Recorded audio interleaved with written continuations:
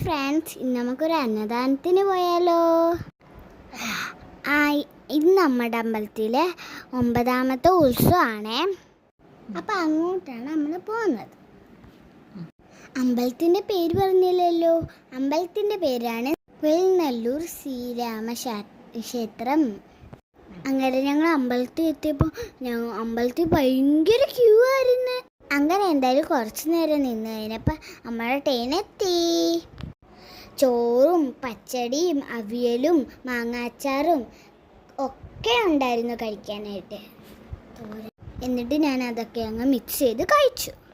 നല്ല ടേസ്റ്റ് ആയിരുന്നു എല്ലാത്തിനും. അത് കഴിഞ്ഞപ്പോൾ എന്താ പായസം പ്രഥമനായിരുന്നു ഉള്ളത്.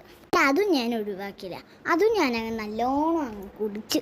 കഴിഞ്ഞ് ഞാനങ്ങ് അച്ചാമ്മ പാത്രം എടുത്തോണ്ടങ്ങ് പോയി. ഞാൻ അച്ചാമ്മയുടെ കൂടെ അങ്ങ് കൈ കഴുകാൻ വേണ്ടി പോയി.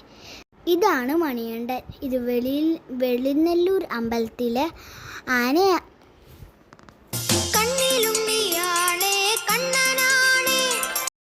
ആണെങ്കിൽ കൈ കഴുകി കഴിഞ്ഞപ്പോൾ ഞാൻ ഊഞ്ഞാലാടാൻ വേണ്ടി പോയതാ.